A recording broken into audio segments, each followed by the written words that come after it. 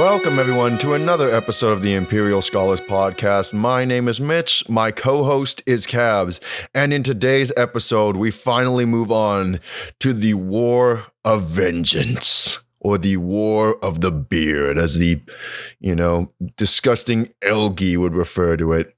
Cabs, are you ready for a pretty devastating conflict, actually, in Warhammer Fantasy? This is pretty world-altering, what we're about to cover, and it'll be a multi-parter.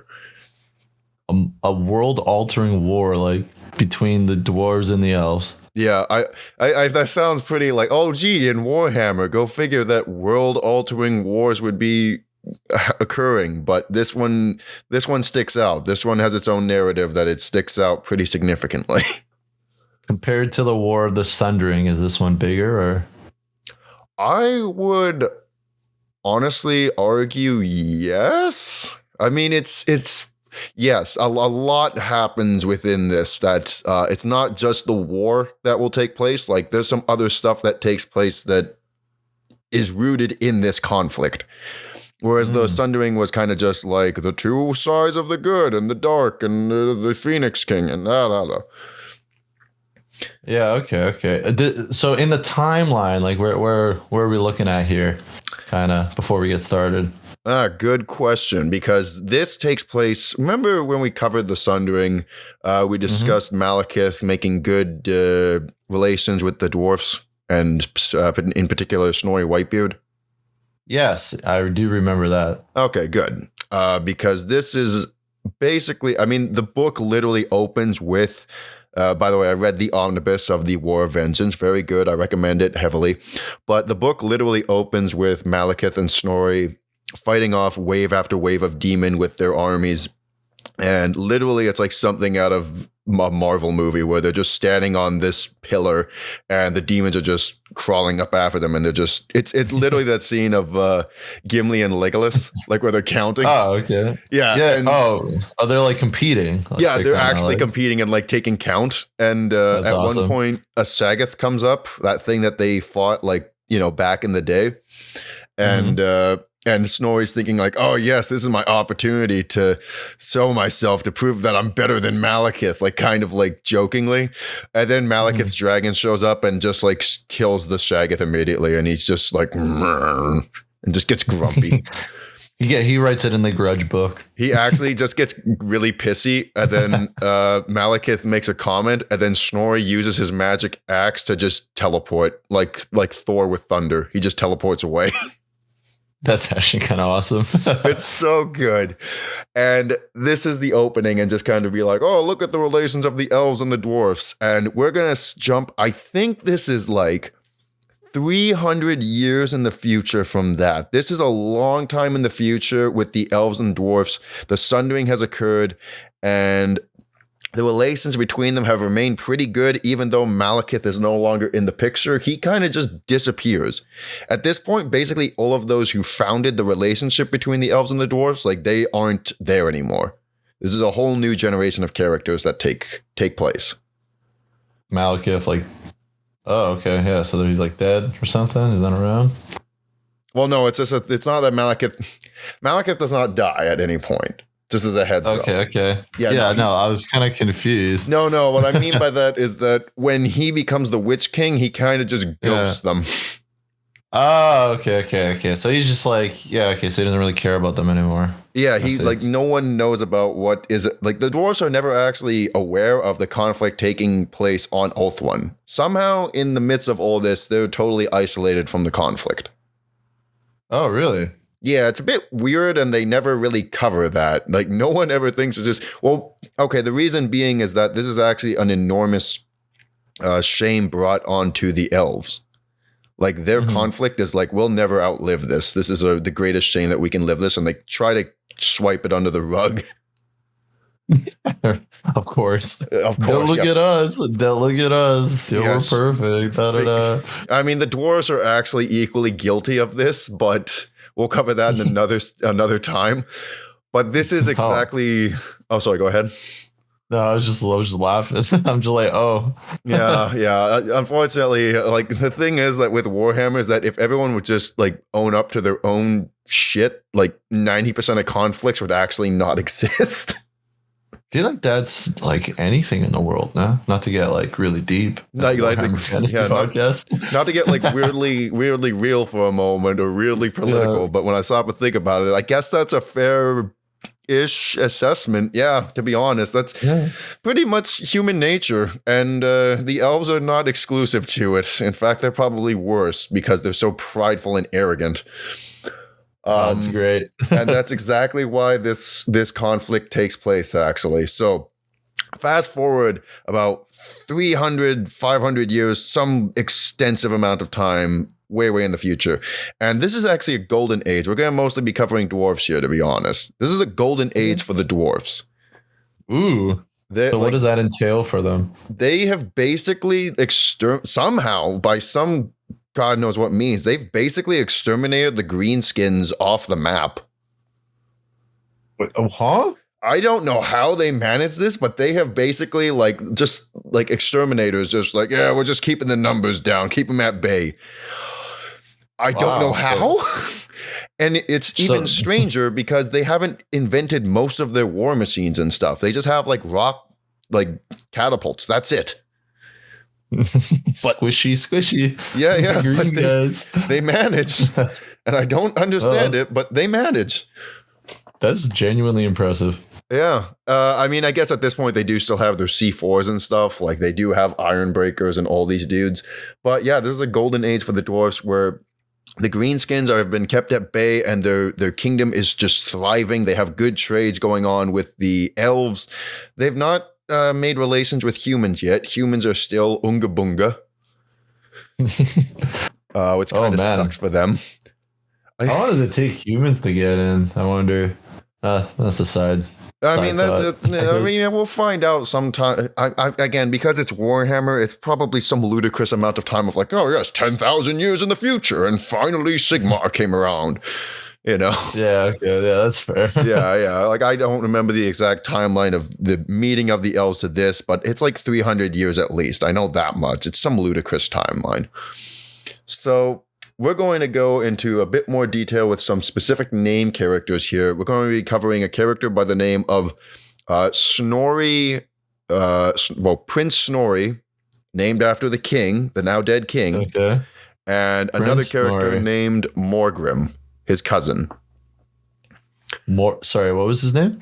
Morgrim. All right. Named after a lesser ancestral god.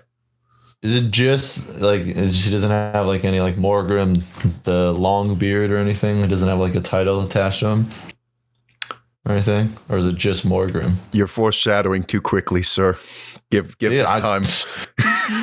Told you, man. I got the power. What's his name again? Zeech? Good old Zeechian foresight coming your way.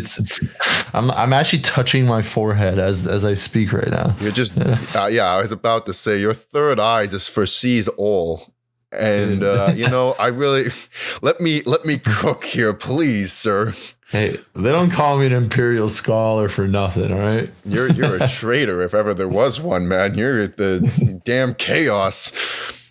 Anyways. Okay, go on. But these two dudes are basically young Prince Snorri and his cousin Morgrim. Snorri is quite a bit more arrogant, and I gotta be honest, I love this character because he's kind of a young up and comer. He's the son of the High King, so he's going to take the throne someday. But he's kind of a free-spirited dude, we'll say. And so he's what do you mean by that? Well, he doesn't really appreciate the politics of stuff. And at one point they discuss this situation where he's supposed to be married off to this princess of another stronghold to unite the clans. And he's like, absolutely not. I will not marry this dwarven woman, because he literally describes her as having the proportions of a walrus and a beard bigger than his. And I'm like, that's so funny. Oof. That's so funny. Bro's ruthless.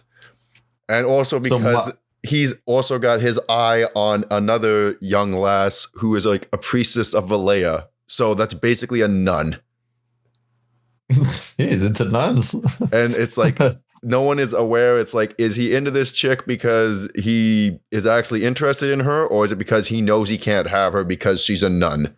And he just wants to be like, I'm going to make her disown her vows anyways because I'm chatty Whitebeard.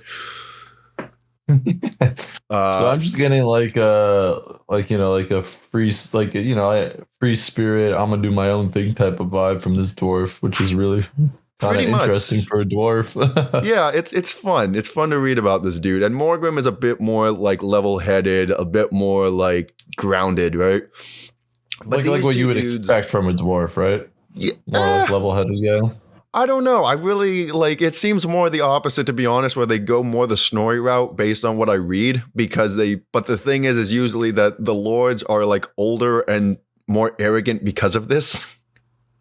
Oh, okay. They become more arrogant because they're like, well, I'm a graybeard and you ought to know better. Right?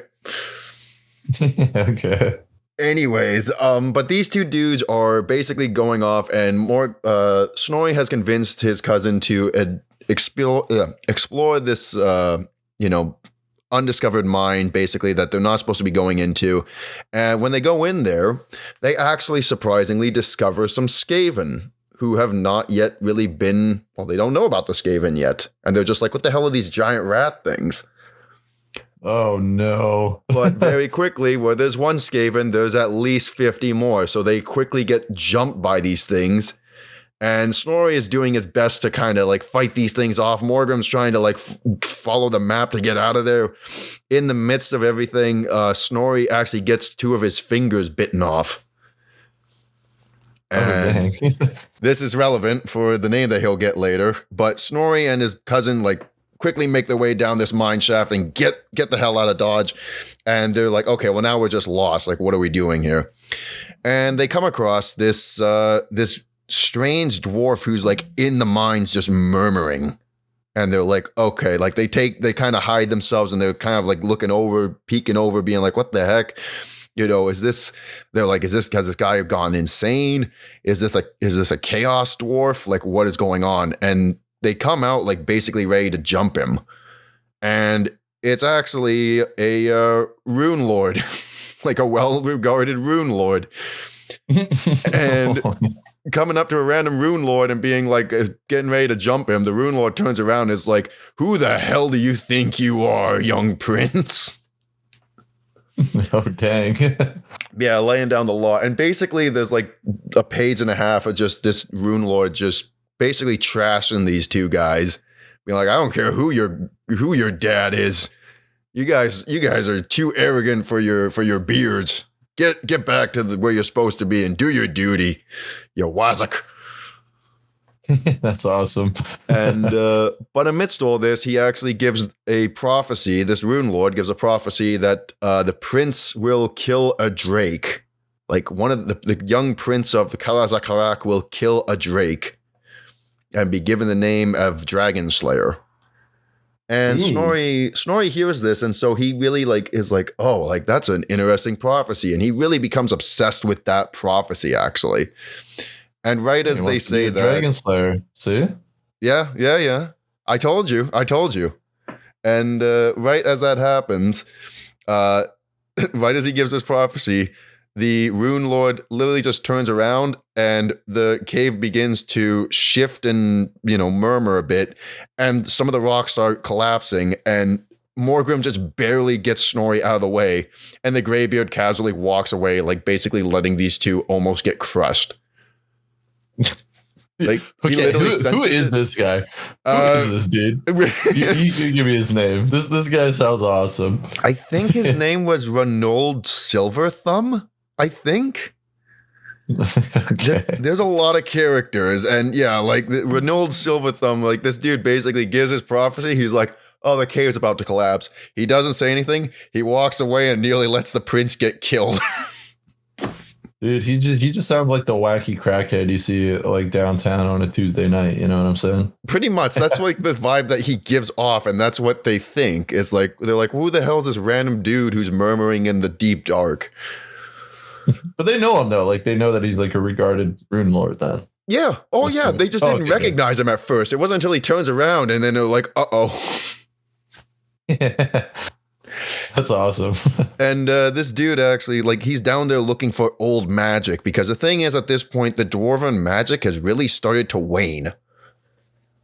Oh, Like dwarves why is that? back in the day, the dwarves actually had these big golems that were coming to life that they just had like rune crafting into them, and the magic was fueling the golems. But now it's just slowly dying out, and they don't know why. Do we know why, as like a reader of the lore, or No, just no actually, one that knows? was one thing that surprised me. It's never really explained. Oh, that's interesting. Yeah, and So we just have to make fan theories then.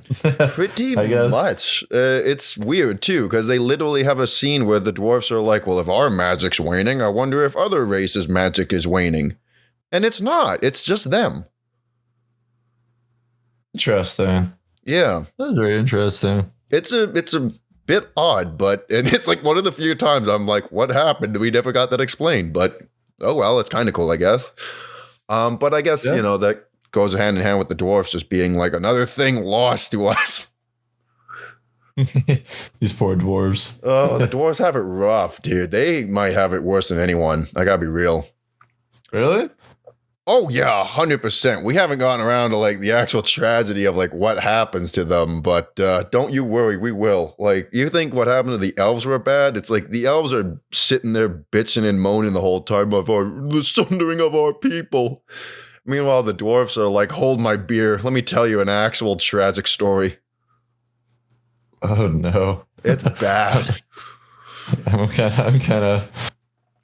of worried for them. We'll get there. Don't worry. But we gotta fast forward here a bit. So, these two end up basically making their way up, and the runesmith just casually gets back to Kalazakarak. Not an issue for him. And whilst the dwarfs are traveling back to Kalazakarak, their home area, and like, you know, the young prince, they're greeted by this elf riding on this dragon. And he goes, oh, I can give you guys a lift back to the place. And the dwarfs are like, I don't trust your drak. We kill draks. And he's just randomly hostile to this elf dude, just being like, I don't like you and I don't like your damn dragon. Like, I don't like you or your car. Okay. Bye. Just for no reason. For no reason. He's just really aggressive to this dude. Well, one thing is that the dragon ends up like rearing its head up and kind of acting weird. And the elf is like, I don't know what happened. Like that dragon just went nuts for no reason. And the reason being is because it could actually sense some Druki nearby. Oh. Mm-hmm.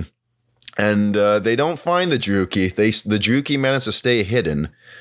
But yeah, the Dark Elves are in the midst of the Dwarven realms. And well, you can guess where this is going, I feel like. So the dragon actually just takes off and it just flies off, and the dwarves make their way over there, right? And this leads to one of my favorite scenes where the prince goes to get his hand fixed up. Remember how I said he had his eyes on a nun? Yep. Yeah, so the nuns are in charge woman. of basically healing up your wounds. Oh, so he just cuts another like wound. He's like, oh, you got to get this one Pretty as much. well. It's like, oh, actually, he does that. What he does is he goes in, and it's one of my favorite scenes to read, just like this dwarf Rizzler, where he walks in, and it's like the Valea priest is like fixing up his finger, and it's like the dwarven priest is like fixing up his finger.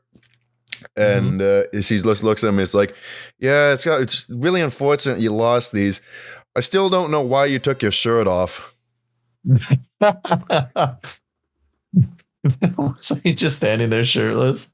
Pretty much, yeah. It's so dumb. That's I love it. Hey man, game is game, Mitch. Game is game. All right. Exactly. Game is game. Game is game.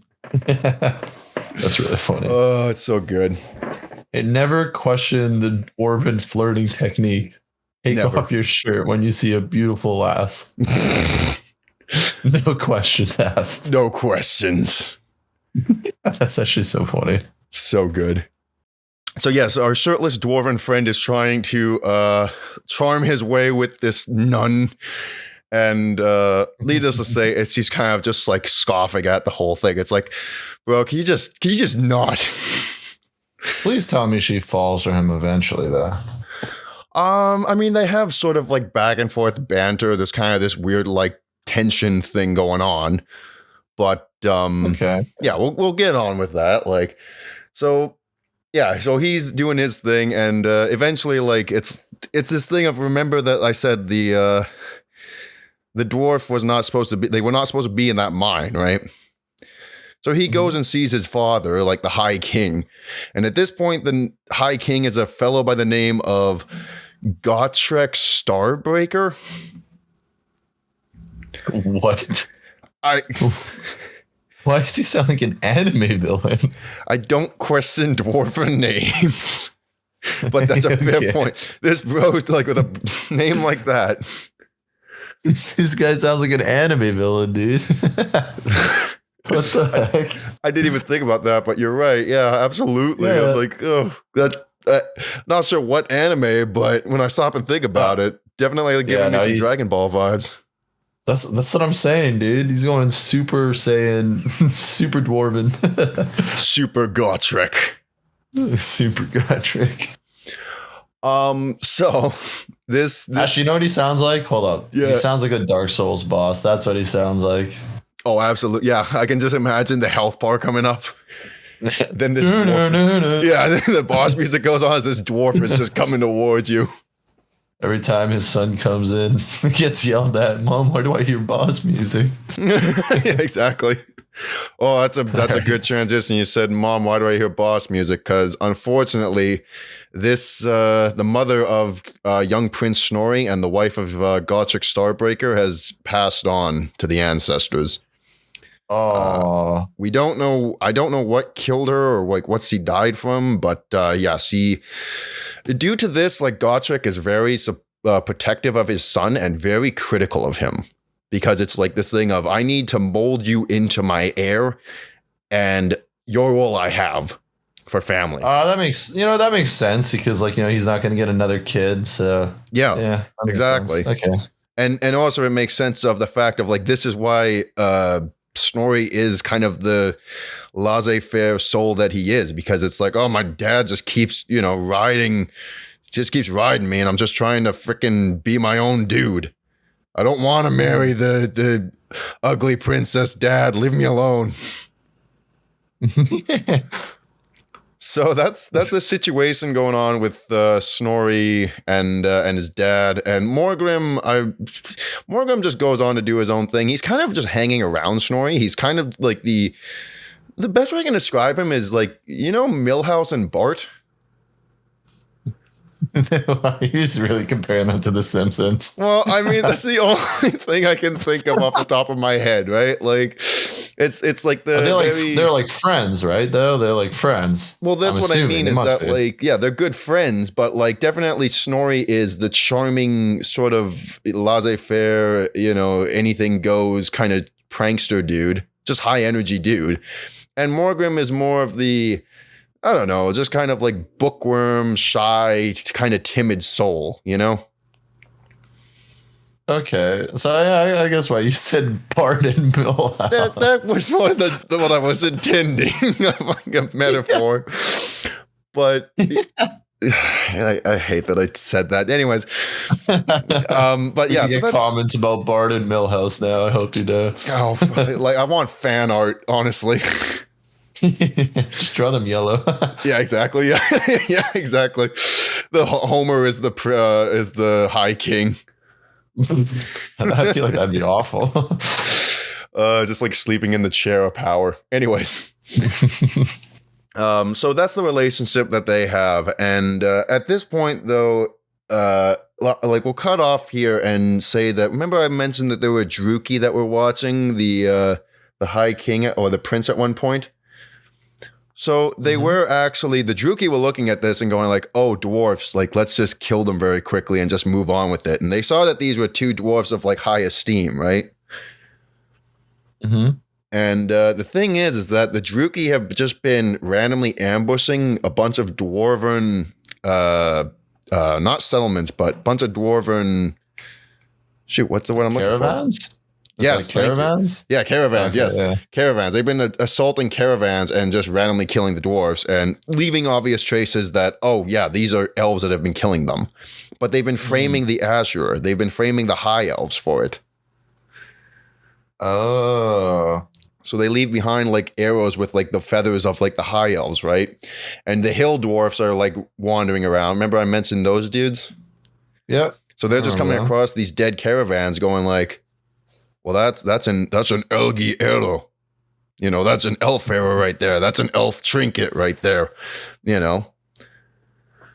Oh, so I'm kind of piecing it together. The Drugi want the dwarves, and then the high elves to fight each other, pretty much. Pretty much. Yeah, exactly. Yeah. And They want like a war on two fronts kind of deal.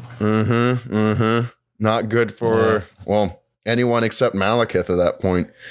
And Malekith has actually sent some sorcerers to if that didn't work, Malekith has also sent sorcerers who can disguise themselves as high elves. Because remind you, there's trade going on. And they take these valuable dwarven trinkets and they sell them at the free marketplaces. And then they're kind of like, well, how did you get your hands on this? It's like, oh, a friend of mine gave it to me. So, you know, leaving them pretty suspicious, being like, how did you get like a family heirloom? Yeah, that's true. Yeah, right? Like that's, Malekith isn't dumb. Like, you know, people like to, I don't know why, people really like to trash Malekith. He's a competent dude. He's just an asshole. Yeah, he's a smart dickhead. Yeah, he's Dr. Worst Doom. kinds. Like honestly, yes. Actually, you know, from that episode, that's a good one. Yeah, He is Dr. Doom. he's a Dr. Doom of Warhammer. I like it. I like that. From what I know at him, at least my limited knowledge. Well, and yeah, I mean that's really all you need to like. If you just need to describe Malekith, that's probably the best sentence I can use. So Malekith has just been sending off these Druki to just be disturbing the peace, right?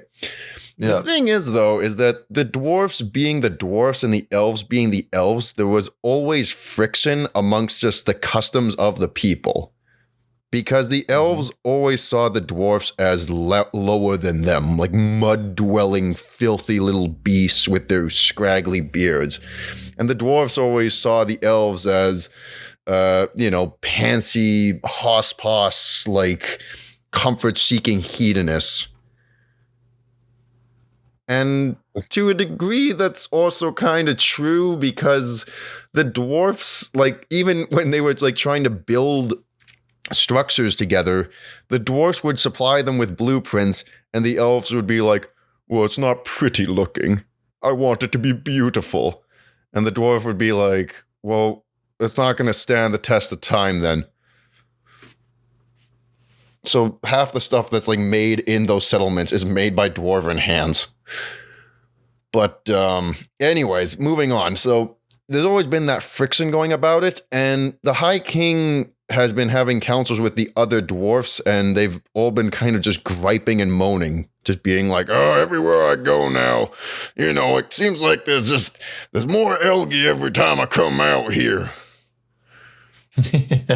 So they're getting grumpier and grumpier. They're getting grumpier and grumpier about, well, basically nothing, to be honest. They're just angry that it's like the elves are, you know, trespassing on our lands, and the High King's like, what do you mean? We've had good relations with them for 300 years. There's no issues going on here. And but they're on the land, man. Get off my land. Get off my land, elf. I'm not having you in my Karak. So, yeah, it's just this weird thing with there's just, and then just the tension of the elves too, with the dwarfs just being like, they just don't see eye to eye. So they're coexisting to an extent, basically.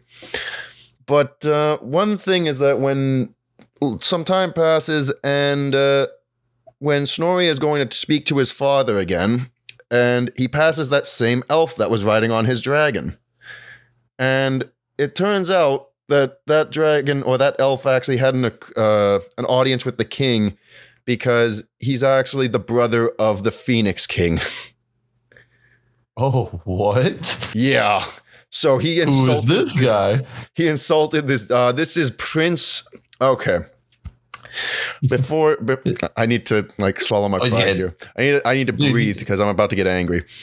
This. Okay, but you can't just like say a guy and not say his name. Wow. Well, I wasn't expecting that. This is a character by the name of Prince Imladric. Okay. Here's why this angers me so much. Remember Prince Imric? Mm-hmm. Okay. So remember that Imric named himself Calidor because his grandfather or great-grandfather was Calidor Dragon Tamer? Yep. Okay. Remember that? So follow me here. So Prince Imladric is the child of Prince Imric, who is now dead. And his brother, I don't remember his actual birth name, is dubbed Calidor II. Okay. So that means that the great-grandfather named Calidor Dragon Tamer, the Phoenix King who dubbed himself Calidor in memory of that, and then his son named Imladric, and another son who dubbed himself Calidor II. Technically closer to Calidor III. I see why you're mad. Oh, fuck. Man, it made me so... Elves. I'm just going to leave it at that. The elves. Always blame the elves. Yeah. So... Spoken like a true dwarf. Oh, dude. Like, I'm not that angry because it's like, oh, this is Prince Snorri. No one's going to get confused. Because they're not naming themselves after like the 5th or 6th generation past. But I'm the second. No, I refuse this. So I will refer to this character as Prince Imladric. And Prince Imladric is basically just there to keep a good commune with the dwarfs. He's actually on really good relations. He's gone through the trouble of learning the Khazalid, like the Dwarven language, and trying to become more accustomed to the ways of their people. He's actually a pretty cool dude. You didn't sound that like, yeah, you sound like a great guy. He's like, you want to ride on my dragon? Like, you know, like he sound pretty chill. Oh, Imladric is unironically a great dude, and he's not very elf-like. Which is probably why. But, I mean, the thing is that, so, at the end of the day, like, they still have this tension between Snorri and Imladric. Snorri is just very arrogant and pompous, and he's also with the other kings of being like, I don't want the elves around here anymore. They should go back home to their island. This is our realm. They have no room to be. Basically, it's this thing of, like, we just want our realm, our people, and they shouldn't be able to bring their customs and their stuff into our territory, right? Mm-hmm. And you know, and the thing is though, is that at the end of the day, Gotrek Starbreaker is looking at this and going like, dude, I'm not going to it's easy to declare war, but like an actual competent king isn't going to be just bloodthirsty all the time. Yeah, so he sounds like a pretty good king. He's a surprisingly like cool-headed character and especially it's like this is the Dwarven High King. Remember, like Grudgment is coming. Like no, we should just keep the peace, guys. There's no reason for war. And but the thing is that these reports of the Druk or the dead caravans and all this stuff, they're going on, and you know. This is another reason why the dwarfs are getting pretty like riled up, because they're like, well, all this murder's taking place and these weird things with the elves. I don't want them around anymore. It's like, all right, let me figure this out until then, right? Like, let me get this all sorted out. And we're going to flash forward to another scene of a Druki attack on a caravan. And the thing is with this caravan is that there's a hooded figure amongst the dwarfs who is just been completely silent and making his way to Karazakarak. And when the dwarfs or the Druki go and attack this caravan, they don't realize that when the dwarf takes off his hood, this is actually another rune lord. Oh no. And mind you, the Rune Lords, like, they're in high esteem, right? They're believed to have a pretty significant relation to the ancestor gods. And they're like, you would think like, oh, a Rune Lord, this is where the dwarves turn the tide of battle, or that the Druki might back off. But they see this and they go, oh, a prime target. And like, this matters now. And so they quickly attack the caravan, and a little bit of a tough, a little bit of a fight goes on. But unfortunately, the Druki do win this fight and kill the Rune Lord. Oh, they do kill him. They do. They actually succeed. I wasn't expecting that. No, and that is where things go badly, because there's a weird thing where Morgrim actually is basically the elves and the dwarfs are just coexisting in Karazakarak, and there's a friendly joust going on between their people, where they have like two champions fight off, and Morgrim and Prince Imladric are actually at a bout just fighting with each other.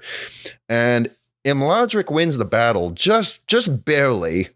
Like Morgrim, despite being a bit of a soft-spoken character, he's still a dwarf and he's pretty hardy. So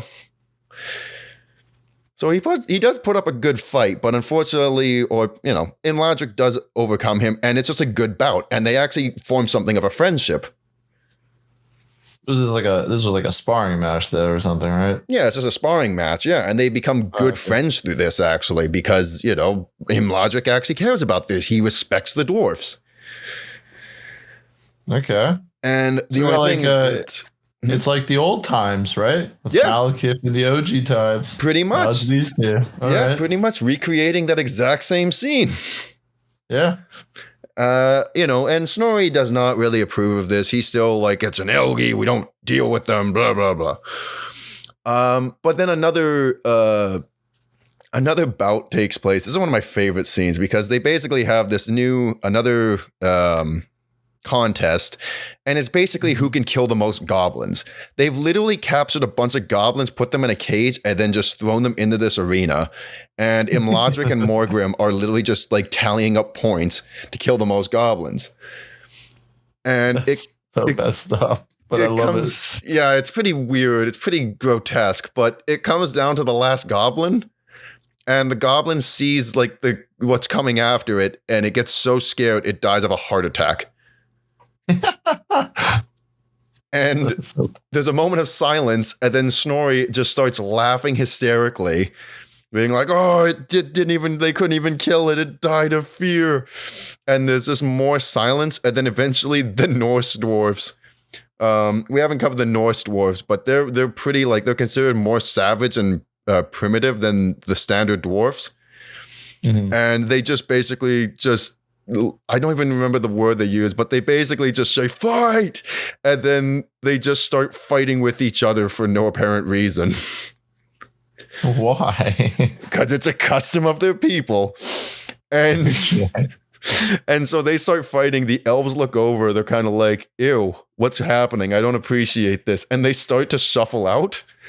And it's like, "Hi, King, should we do something?" He's like, "This is a way of our people. I won't let this be taken away from us." Yeah. And right at that moment, that's when this crying dwarf, basically ambassador, comes in and says, like, that Rune Lord is dead. Ooh. And killed by what looks like elven arrows. And so the dwarves and the elves at this point, there's definitely, they stand their ground. They actually have their weapons pointed at each other. And really? It gets real close. And the High King says, "Okay, hang on. Like, elves, please leave. Everyone else, just seat yourselves and let's just get on with the evening. But all the elves need to leave right now so we can sort out our business." And what? Go ahead. Damn. No, I'm just confused. Like, why wouldn't he just like ask like which elf company shot these dudes, and then wouldn't they like figure out that it would be like the Druki then? Well, the Druki have given these arrows, like, they don't know about the Druki, and the other elves will not tell them. And, like, they don't know it's the Druki either. Oh, that's right. Yeah, sorry. I remember. Yeah. They Literally at the aren't beginning telling of the them. podcast, you're like, they don't want to say any of this stuff because, Nope. yeah, okay. No, now it makes sense. Now I get it. Mm-hmm. This is so stupid. It's very dumb. It's such it's a huge travesty for the stupidest reason. But anyway, so they're like, okay, like, you guys need to leave, and they do. And eventually enough friction builds, and basically the High King won't go to war. But Snorri actually starts gathering the clans and going like, okay, well, if they won't go to war, like, we'll go to war, we'll go to war ourselves. If my dad won't, do what has to be done.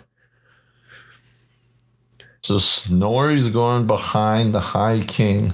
Yeah. Dang, this could get ugly. This could get ugly. Well, here's what happened is basically they gather up the big army of, like, collecting all the clans, and for a time the priestess who Snorri had his eye on actually convinces him not to go to war for a while. But during this time, the High King sends ambassadors to the Phoenix King with the hope that we can put these differences aside and figure out what's going on. He actually tries to be the voice of reason. Dude, this king sounds great. I am a great king. It's so bizarre. I expected reading this that it'd be like, oh yes, the dwarves are the obvious aggressors and blah blah blah. And certainly the attitude of the other dwarf kings is pretty vulgar, but the High King himself is just a good dude. It sounds like a really reasonable king. He honestly. Is. Yeah. And he sends ambassadors to go and try to sort this out. Like, at the time, like, big tragedies are happening. Some of the kings of strongholds are being killed. Really? Yeah, there's a line where he's, like, going through the grudge book, and he's like, leaving so-and-so a widow in her kingdom because someone infiltrated and killed the High King while he slept. No, well, not the High King, but just some king. Yeah, like one of like the Mountain Home King. Wait, so would that be? I'm assuming that was one of the other dark elves then. Yeah, it's heavily implied. Oh damn.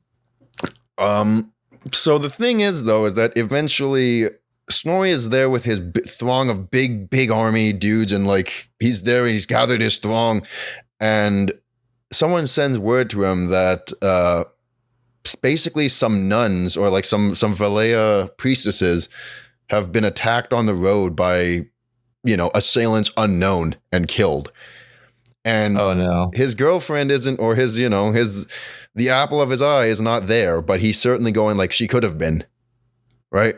Oh okay. Like our priestesses are like holy safe, like literally you're killing our nuns. It's like, you don't get much lower than that. So he's like, all right, that's it. We're kicking the Elgi out of here. We're getting rid of them. And so he does. That's what sends him, war. That's what sends it off. That's what sparks it. And so like this throng of just random dudes just starts going from town to town of elven areas within the old world, like where the dwarfs are, right? Yeah. And just start kicking them out, or just basically just start raising places, right? They just start attacking. And the elves are like gathering forces up too, because, well, they have this sort of friction going on that, the dwarfs might attack us at some point. And that is unfortunately, like right as Snorri does this is when the ambassadors get to Ulthuan, the home of the High Elves. Oh no. And let's just say that the guy in power right now, I have not seen a bigger douchebag in my life, in real life or in fiction, than Prince Calidor II. What a colossal just cockwort. You hate this guy. This dude is so obnoxious because the dwarfs walk in. He goes, "What disgusting little creatures with their bulbous noses and bright red cheeks and their ugly beards." And he addresses them as like, why don't you go back to the mud pits where you belong, you little piggies? And they go like, we're not pigs. How dare you say this? It's like, do you not roll around in the mud all day? How is his brother such a homie? This guy just sounds like a tool. I mean, it's Joffrey from Game of Thrones. It's just like, Yeah, I'm the that's king. the vibe I'm getting. Yeah, That's I'm literally the the king. vibe I'm getting. Listen. But as the ambassadors go there, the thing is, though, the High King has sent, I think he sent a Rune Lord out, actually, like a bunch of high-tier ambassadors to go and discuss with the Phoenix King. And the Phoenix King goes, oh, you come here wishing to discuss peace? Then please explain why I've been hearing of my settlements being attacked. And they're like, we don't know about any of this. I don't know what you're talking about. And then he's like, seize them. And he goes, I believe they're having difficulty speaking. Why don't we help them by shaving off their beards? Oh no. And that's with a dwarf in his beard. Oh, that is the greatest shame that you can give to a dwarf. That's basically the equivalent of castration right there. Oh no. And that is what sparks the conflict. And this is what begins the War of Vengeance, or what is referred to by the elves arrogantly as the War of the Beard. You know what? That's actually a great, a great intro to it for sure. Oh, Seize them, shave the beards. yeah. And what an absolute dickweed. And moving on a bit, so eventually this fight goes on between, basically the dwarfs are going from city to city, raising it, burning it to the ground, and eventually the High King hears about all this, and he actually goes to talk to his son, being like, how dare you go against me? But also, things have changed now. Like, basically, the High King actually comes to terms being like, I'm as hard as you as I am because I want you to be a good and noble king. But also I realize now that peace was never an option between our people. So they actually there's no consequences for Snorri. They actually recompense and strengthen their relationship. And at this point, the High King's like, okay, I'm in. Let's get them out of here. Oh, okay. Well, because now it's like he does. Our ambassadors Does he hear about shaven.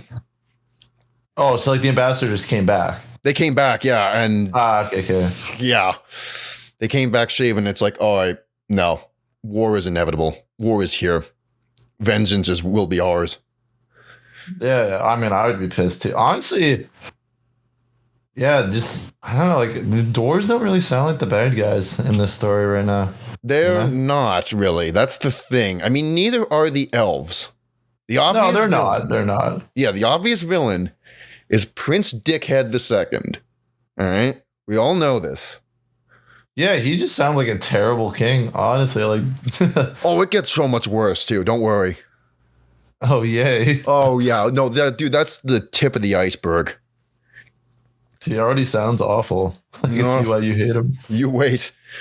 So, the dwarves are going about and they're attacking these elven settlements, and they hit a stone wall where they just can't get through this place, right?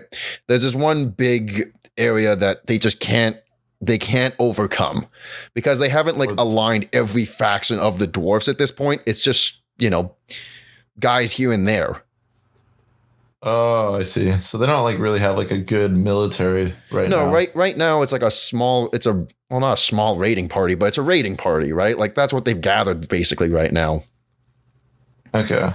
And so they can't manage this, and eventually, for some reason I don't recall exactly off the top of my head, the dwarf, the elves High King, or the elven Phoenix King, comes to the old world where the dwarves are. And during this whole time, by the way, the whole thing, I brought up that Snorri was given the title of Dragon Slayer. So there's been multiple scenes in the book where he sees a dragon and he basically just wants to kill it to prove the prophecy right. Does he like just like bum charge it then? He's literally just bum charging every dragon within sight. That's actually really funny. Because he's kind of an arrogant moron, but yeah, that's what he's been doing the whole book. And then he sees the Phoenix King, who has like dragon scale armor, and he goes, "Oh wait, is this the prophecy?" And he basically says to the Phoenix King, he's like, "You and me right now, we're gonna throw down." Ooh, and they do actually. They have like a battle amongst champions.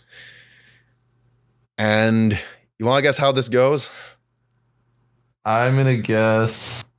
No, you describe it. Just describe it. I don't want to guess. I don't want to spoil it for myself. All right, so here's what I suspected was going to be a relatively cool and close fight between two elite champions.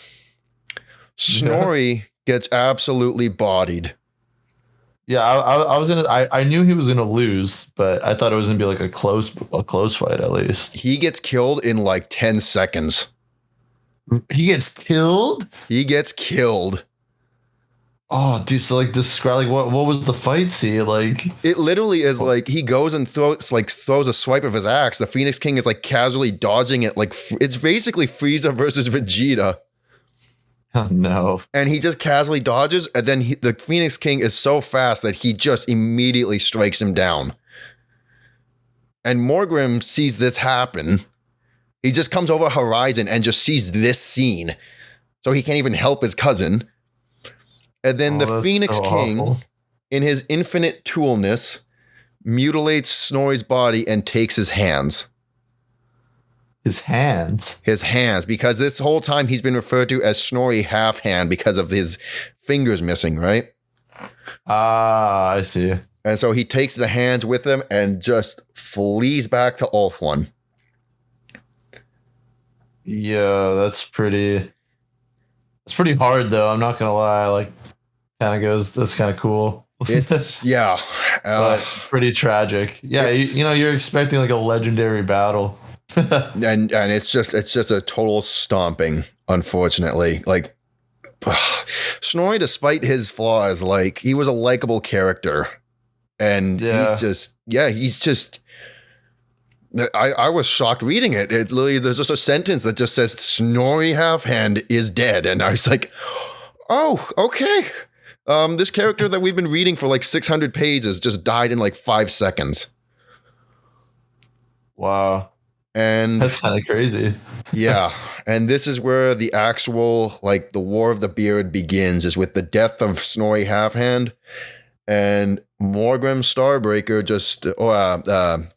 not more. Oh, there we go. Yep. Little spoil right there. No, not that. Morgrim, because Morgrim is the cousin or the nephew of the High King at the end of the day.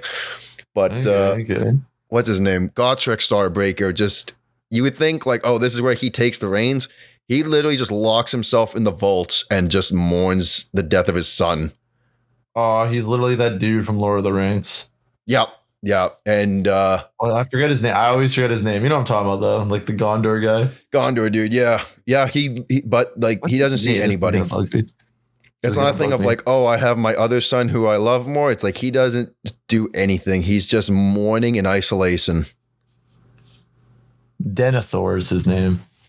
Yeah, Denethor, yeah, and he just, that's. The High King doesn't show his face, and from here, Morgrim actually he takes the reins, because he has to. No one else is willing. Oh, so we thought it was, what's his name, sorry? Snorri.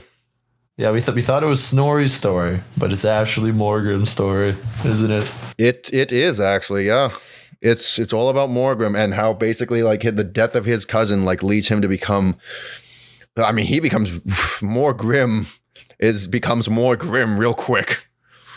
Oh man, I'm excited. Yeah. And this is where I will leave it for the first part of the War of the Beard. It's like the big transition from here. Oh, dude, that's a great stopping point. I'm not gonna lie. Like that's a little cliffhanger. Yeah. See what will happen. The tragic death of the prince. Oh man. I feel like this is gonna be one crazy war. like this is the opening, dude. It only gets nuttier. It gets real dude, I'm crazy real excited. quick. I'm really excited. Do you have any questions before I leave us off here, sir? Yeah, I have no questions to be honest. I'm just excited for the next episode. Yeah, okay, dude, I am too. Like, Yeah, this sounds sick so far. I like it. Good intro. Good little story about two bros, two friends. Okay, I do have one question. Yes. Actually, no, Yes. I just thought of it. What happens to Imric Oh, I'm Logic? or whatever his name is? Yeah, like the Phoenix King's brother. The king's brother, yeah. So he was there with the king when he fought Snorri. And basically just at the end of the day, he's still with the elves and he's just looking at this thing going like he's still a cool dude. So he does look at his brother like mutilating the body of Snorri and just being like, ew, what's wrong with you? Why are you the way that you are? No, like I figured he's obviously gonna fight with the elves. I was just wondering if he's just kind of like sad because he seemed like he had a good relation with them and stuff. Oh, he is quite like disheartened by how things turned out. Yeah, like everyone else is kind of like, yeah, we're going to prove ourselves and get rid of the mud dwellers. He's like what caused this? Why would we bring ourselves to this level? Yeah, okay, that was what I figured.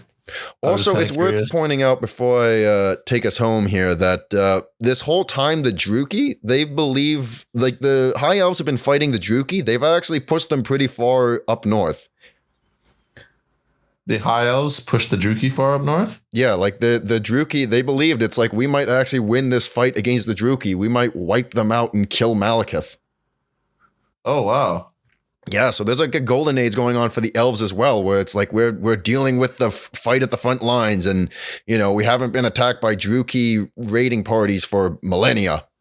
You know, well, I mean, like they sound like, with all respect to the elves, they sound like great warriors too. You know, they are actually. Yeah, it's more. It's never the thing that's weird is that it's always just the dude in charge.